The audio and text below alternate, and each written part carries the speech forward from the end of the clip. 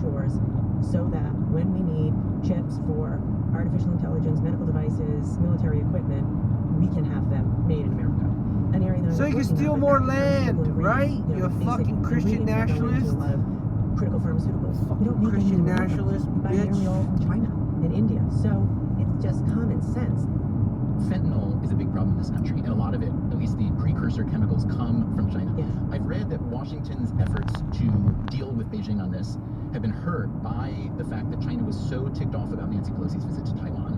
I'm curious to know, given everything that you were thinking about with China and Taiwan and chips and all these other things, do you think that visit, I know you know Nancy Pelosi and respect her, I'm not expecting you to say that that was a mistake, but I'm curious how you think about that.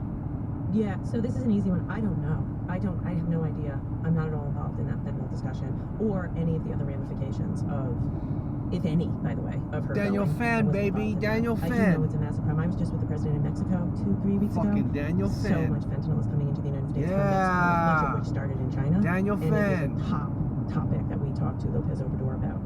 It, by the way, it doesn't get enough coverage for what it's worth. You don't know how many people I knew personally in Rhode Island who lost their 20-something-year-old kids. Fuck your to fucking fentanyl white overdoses. privileged It fucking is kids.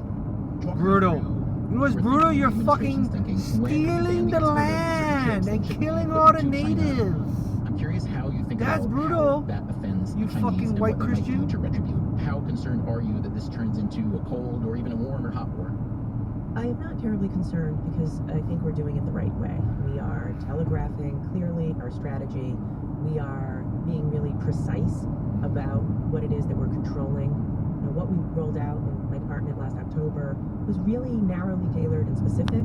It's not commodity goods or commodity chips or chips that they need to put in their, cars and telephones. It's specific technology that they have telegraphed they want for the military. And we would be kind of stupid to allow that. I think you will see this year even more dialogue. Secretary Blinken is heading over. I think you'll see other cabinet officials heading over. Talking is really important. Dialogue, channels of communication, clarity, really important. And so we will do that. Is a step in the right direction? Is it maybe too big of a step? I'm so glad that you asked this question. I'm Stephen Dubner. This is Freakonomics Radio. We'll be right back.